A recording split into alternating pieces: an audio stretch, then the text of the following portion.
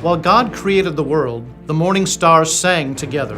After God delivered Israel through the Red Sea, Moses and Miriam led the people in singing. God destroyed Israel's enemies under King Jehoshaphat, while the choir sang. When Jesus was born, the angels sang, and before going to the cross, he sang. God rejoices over us with singing, and one of the only things we know for certain that everyone will be doing in heaven is singing. At New St. Andrews College, we understand that music is not an elective. It is central to our being and identity. We endeavor to train all our students in a joyful and robust musical literacy that will help them shape culture in a Christ-like direction wherever they go. Additionally, we offer the Certificate of Music in conjunction with our bachelor's degree in liberal arts and culture for students who desire extra music training beyond the regular music courses they will take as a part of the core curriculum. In the certificate program, you won't simply appreciate music or listen to it or talk about it. You will do music. You will study it, analyze it, read it, write it, sing it, and play it. You will receive private instruction in your primary instrument, as well as secondary lessons in voice, piano, conducting, and other instruments. You will receive a solid foundation in music theory and analysis. You will study music history, church music, and music pedagogy. And when you graduate, you will leave with the ability to sing, play, understand, and steward music in whatever church or community you plant yourself. I'm Dr. David Erb, and this is the Certificate of Music at New St. Andrews College.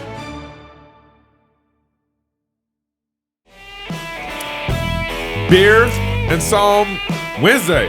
We need it. No. We need it today. No, you're not gonna do that. Why? You can't do that. I can't you have have to for the wait whole for show? No, for the psalm. We've never done that. We always do that. No, we always start off the show with No, open there's the a beer. rule for the show. Hey. Pastor Toby, Hey, you gotta come Pastor, here. You Pastor, gotta come back. This is gonna get ugly solve this real problem.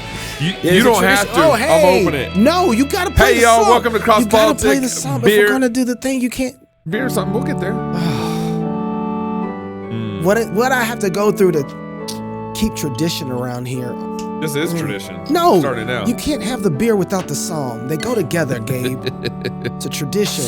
Hey, y'all, welcome to Cross Politic. Pastor Toby is obviously not here. Chalk Knox. I'm the water boy. Don't interrupt the Jesus song. shall reign.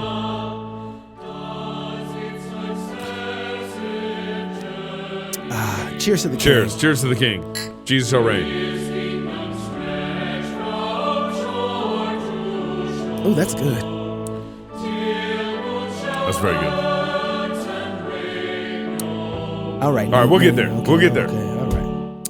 Cross Politic is live in Wenatchee, is moving to a new location again. So this is the third location that we're at in Wenatchee, and I bet you guys can just imagine why we're at a different location. No, we now. can't actually. Why don't you there's tell us? This is apparently the Seventh-day Adventists don't want us borrowing their church. Whatever. So, but we're at a new location. Afternoon talks begin at 3:00. Okay, me and Toby have 3 and 4 o'clock talks, and we got a break, dinner break, and then the live show begins at 7:30. And the new location is East Wenatchee First Baptist Church. Oh, The Baptists are taking us. We love Baptists. We love our Baptists. East Wenatchee First Baptist Church on 1700 Grand Road, East Wenatchee. East Wenatchee First Baptist Church. That's a new location. We'll tweet this out. We'll email it out. We're going to try to make sure as many people know that we're on our third location in Wenatchee this Friday. But we're looking forward to seeing everybody this Friday. will there be an announcement tomorrow about the fact that we might be moving to a different location Well, for the whole event? apparently, this is going to keep you tuned into our show all week. Are you going to do a plug? Oh, yeah. No, see what it is That was like perfect to like go into the plug. I was like, well, usually I don't do plugs. I sit here and push buttons and do things over here on the switcher because Pastor Toby's here and he does plugs, so I don't have to do this. But the question is, do you have a podcast or are you even thinking about, got to get my James White mode. Yeah. Are you even thinking about starting a podcast? Maybe your church has a podcast feed for sermons. A lot of them do. The dropwave.io is for you. That's what you need to do right now. Go to dropwave.io. Cancel culture is like walking on a thin glass bridge over the Grand Canyon. dangerous. That was made by the flood, just for everybody, so you want to know. Every step you take, you can get killed. I mean, canceled. Since the beginning, Cross Politic has been working on being anti-fragile, so no matter what happens, our content can still be delivered to you, all of you, and our moms on your TV and on your podcast stream, however you decide to get it. This past year, the water boy and his friend Jeremy, he's a good guy. Yeah, they've been working on building a podcast hosting solution for rowdy platforms like Cross Politic and the Fight Laugh Feast Network so that you can be confident that your podcast will never fall through the glass bridge and fall into the Grand Canyon that was made by the flood. Dropway offers seamless onboarding for shows that have been around for years to easily make that transition and solution for you when you're starting your podcast or if you've been around for a very long time. Dropwave will track all of your show's downloads by city, state, country, everywhere. And it offers a network of enterprise packages for solutions like Fight Laugh Feast, the network that you're listening to now. Free to speak, free to podcast, free to start your journey right now at dropwave.io. If you don't have a podcast, start one. That's what everybody's doing anyway. And use Dropwave. You did a good job with the read. It was a little long.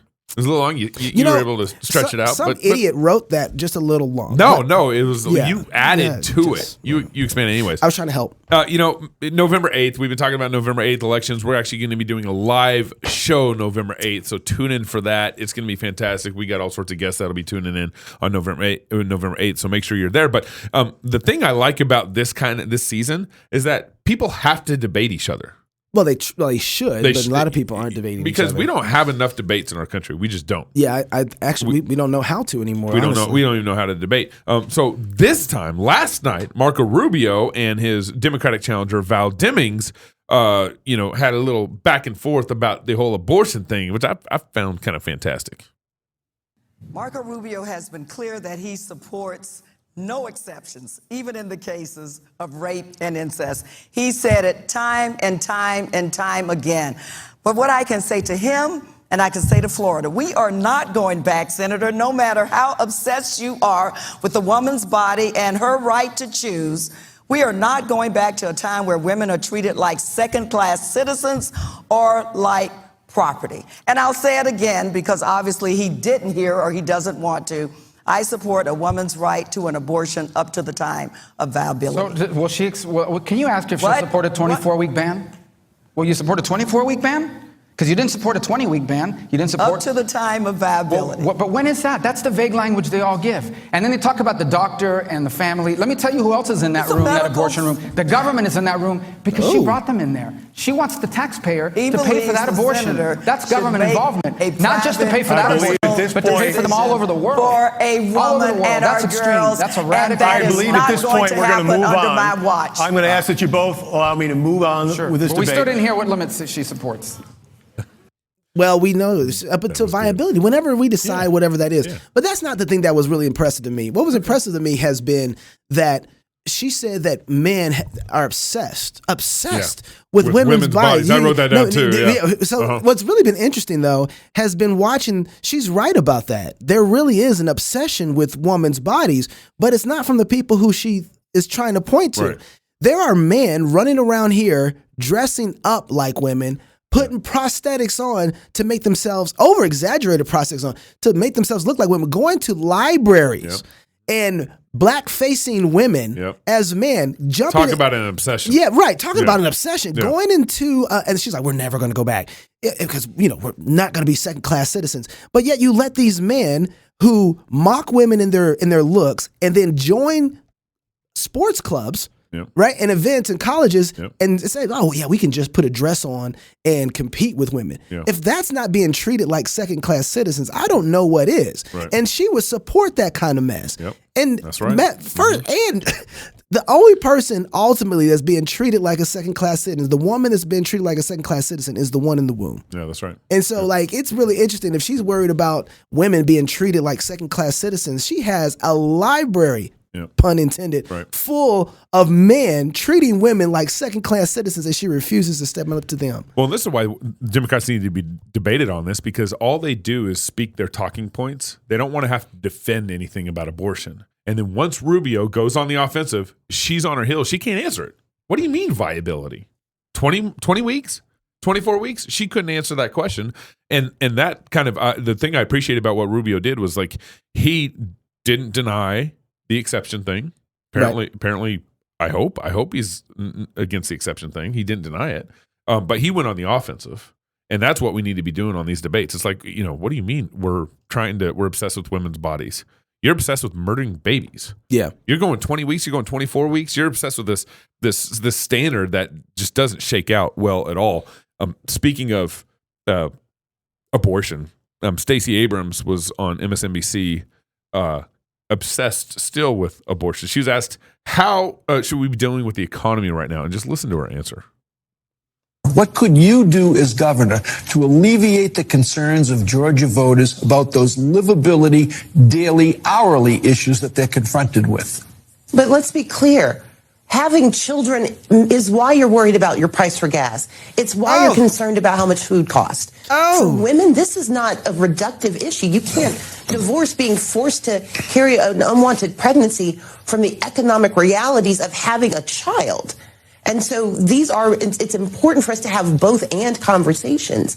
We don't have the luxury of reducing it or separating them out, but we also have to talk about what a governor can do. A governor can address housing prices. A governor can address the cost of education.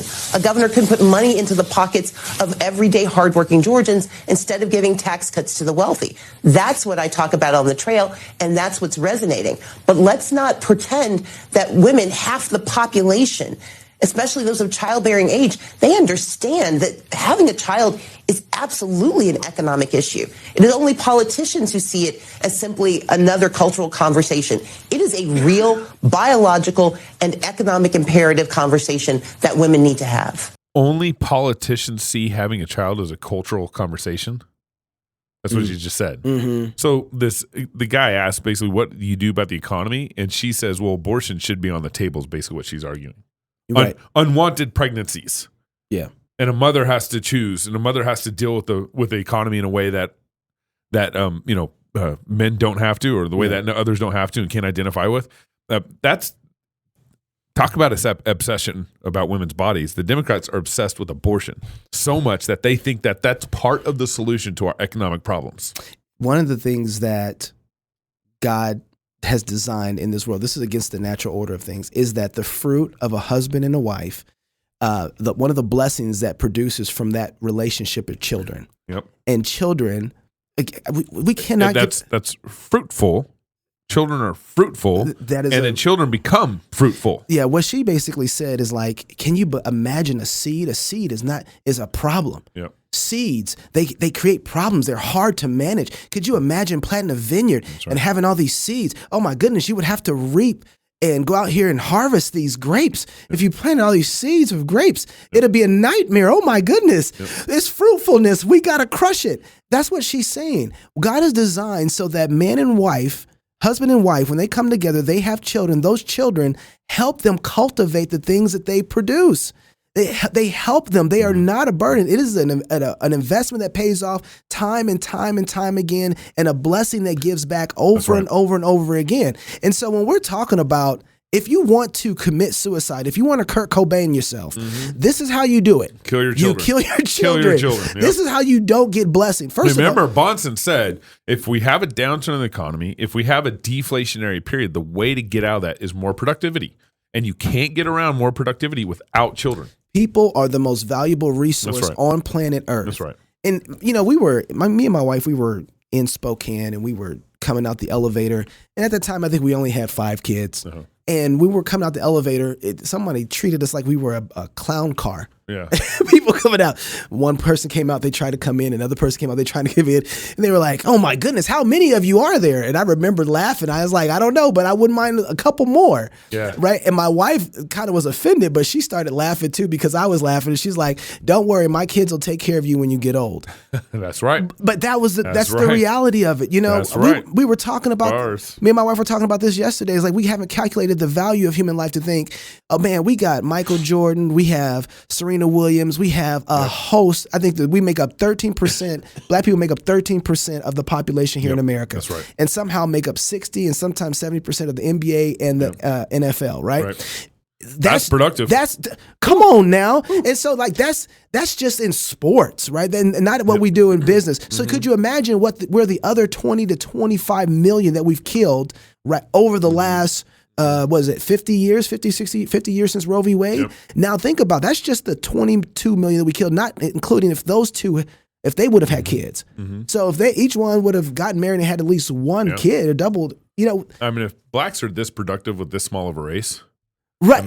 Imagine what kind of opportunities would be there. And if it only takes one Elon Musk, it only takes one, Martin Luther King. It only takes one. Imagine how many of those have we been killing over this time? We've been losing the value and the blessing. How many black pastors have we killed? But and what's crazy about this is that it's not just black. We have 60 million people over the last 60 years that we've killed. Over 60 million. That is insane. It's because some of those aren't even reported. You got California and New York, and what I may be thinking, one other state that doesn't report their abortions. We have completely cut ourselves off from the harvest that God has given us these kids, and we just killed them. And you're saying, oh, you know what? You're right. Children are. I'm getting to the point where I'm like, you know what? I'm done with y'all. This is your judgment. We'll go have kids. We'll go cultivate the world. We'll go be faithful. We're going to keep preaching on you. But you guys are insane. That's right. You're missing out on the blessing that is children. So Stacey Abrams is queen of the whole election fraud stuff. And Kari Lake, who's running for governor in Arizona, she's been on a couple shows recently kind of mentioning election fraud, or actually the hosts keep bringing it up. Yeah. Hey, you've said this about election fraud. She's talked about it. Yeah, she's talked about it pretty openly. Well, Kari Lake has probably a kind of a hammer response, a drop-down hammer response here in this next clip. I'm actually shocked you asked that question. Well, actually, answer. I have to give you a tough one once in a while. I did a little. Actually, Anthony, how old are you? 20. Are you a journalist? No. Well, you did better research than half these people. Oh man. Let's talk about election deniers. Here's 150 examples of Democrats denying election results. Oh wow, look at this. This is from Joe Biden's press secretary. Reminder, Brian Kemp stole the gubernatorial election from Georgians and Stacey Abrams. Democrats saying that. Is that an election denier? Oh, look at this. Just heard Republican Ryan Costello said it would be difficult for Stacey Abrams to win because she lost her state bid, but yet she's still claiming she never lost. This is outrageous. Hillary Clinton. Trump is an illegitimate president. Is she an election denier? This one says, was the 2016 election legitimate? It now definitely is a question worth asking. That's the Los Angeles Times. So it's okay for Democrats to question elections, but it's not okay for Republicans. It's a crock of BS. Every one of you knows it. We have our freedom of speech, and we're not going to relinquish it to a bunch of fake news propagandists. If you want a copy of these, I'm sure that Anthony would help you get a copy and help you learn how to be journalists. Look it up. It's been happening for a long time. Since 2000, people have questioned the legitimacy of our elections. And all we're asking is that in the future, we don't have that have to happen anymore. When I'm governor, we're going to make sure we have honest elections. We want the Democrats, the Independents, and the Republicans to all know that their vote counted. We want fair, honest, and transparent elections, and we're going to deliver that for the people. But just remember, guys, this is one page after Hillary Clinton says George W. Bush was selected president, not elected. So let's start, if you're going to start throwing around terms like election denier, let's remember who the other election deniers were. Hillary Clinton and all the Democrats.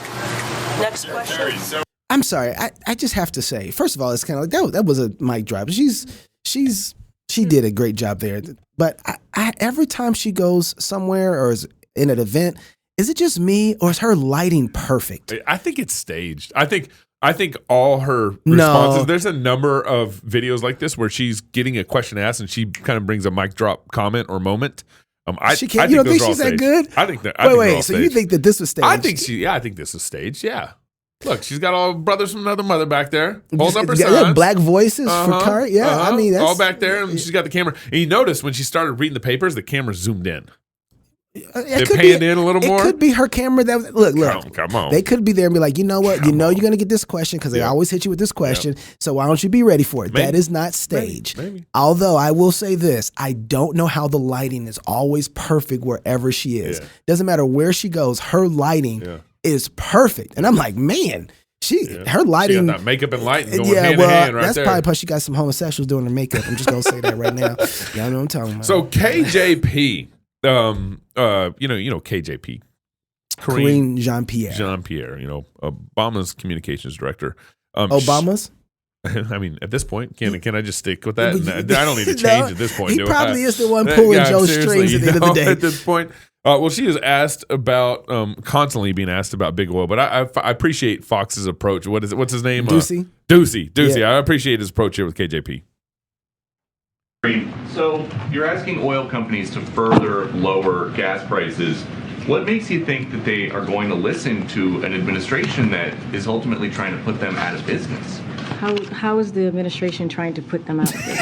Well, they produce fossil fuels, and this president says he wants to end fossil fuel. So look, let me spell it out. You kind of asked me this question yesterday, and here's where we would say U.S. oil production is up and on track to reach a record high next year. We've seen that from from when we see their profit margins. It's record high. And so, in fact, the United States has produced more oil in President Biden's first year than under Trump's administration's first year. But at the same time, oil companies are raking in record profits, while more than 9,000 approved drilling permits remain untapped by the oil industry. There is no shortage of opportunity or incentive for oil companies to ramp up regulation. This is something that they can actually do. This is scary. It really is. I remember watching this clip, and I was like, did she just say that? We've gotten to the point in America where the federal government is looking at your profit margins and then coming to you, Gabe, and saying, you know what?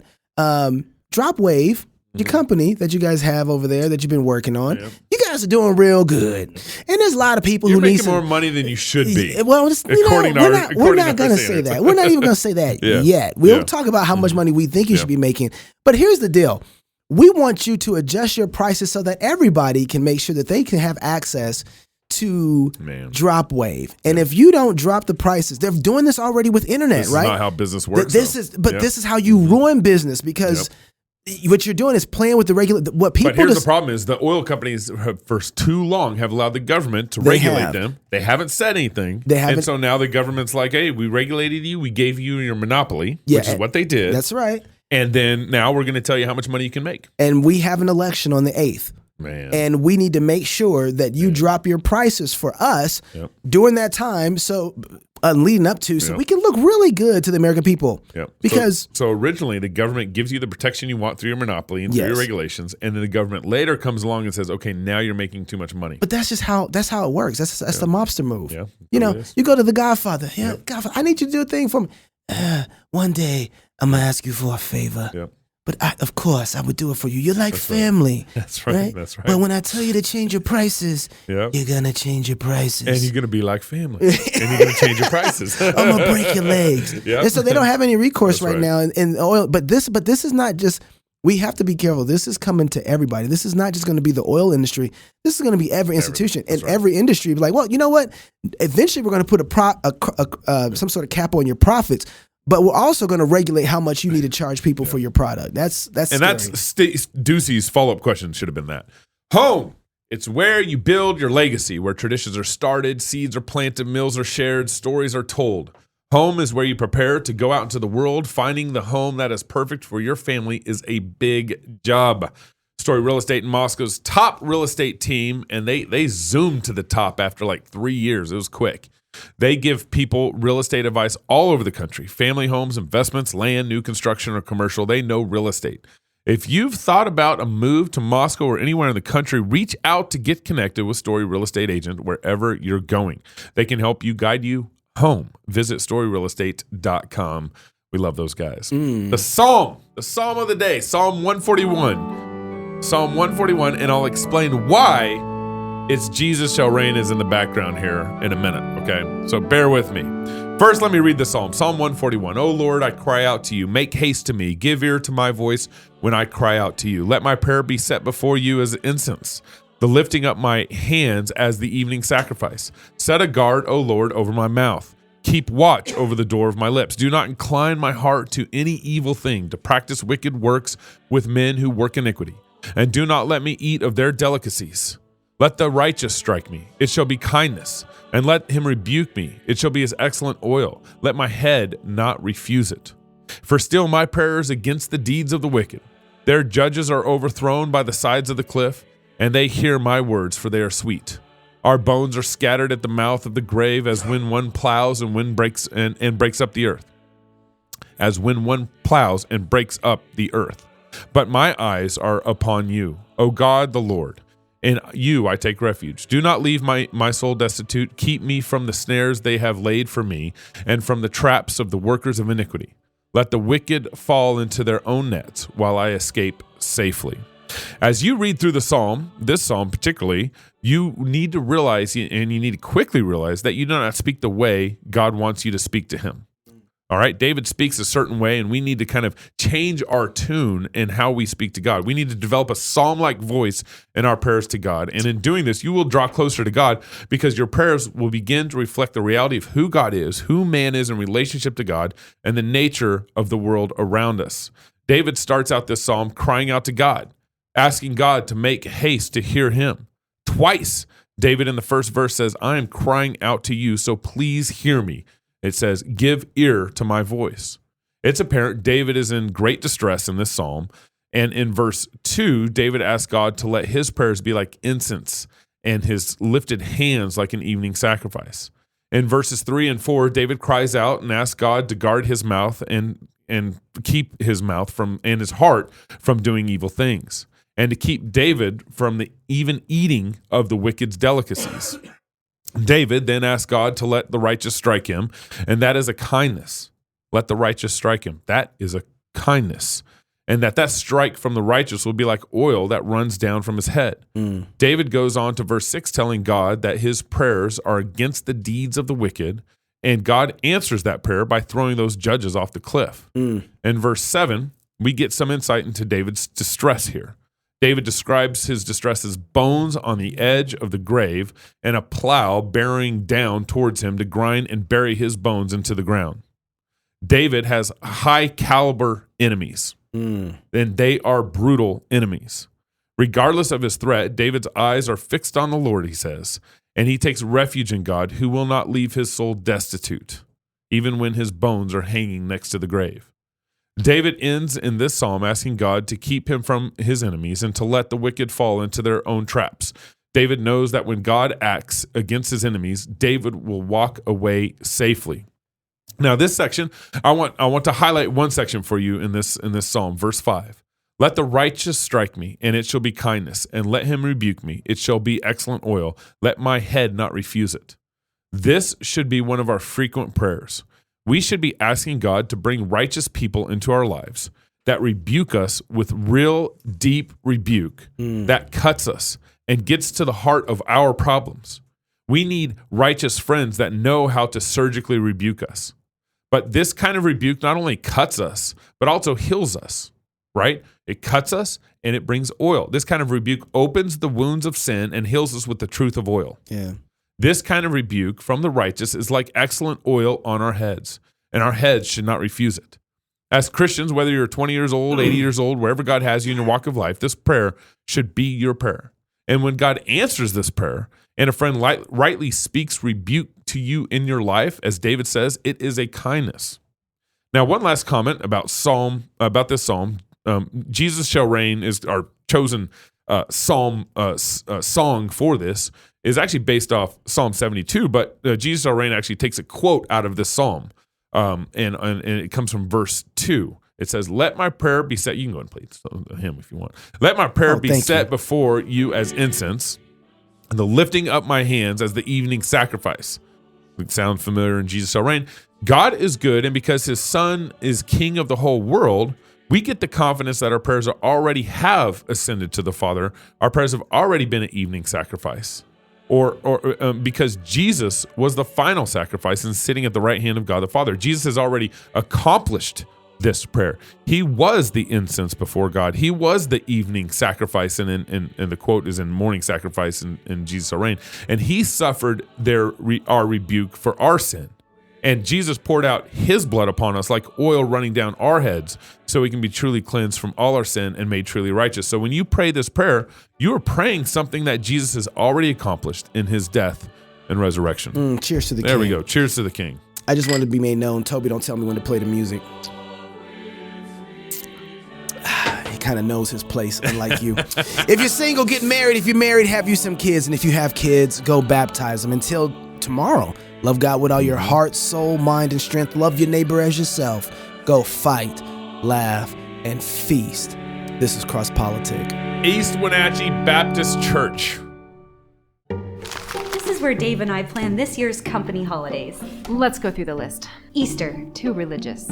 St. Patrick's Day. Too white. Mother's Day.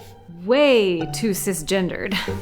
All of your usual holidays have been canceled this year. But we still have Karl Marx's birthday. Need a real reason to party? Find a new job at redballoon.work. Home. It's where you build your legacy, where traditions are started, seeds are planted, meals are shared, and stories are told. We are Chris and Natalie Carpenter, owners of Story Real Estate, and our team of top agents helps people find homes in Moscow, Idaho, and around the country. Have you thought about a move? Contact us to get connected with a top agent who shares your values and puts your family first. Or reach out to us about our Moscow relocation guide. Wherever you're looking to go, we can help you find home. Call us at Story Real Estate or visit us at storyrealestate.com and start building your legacy.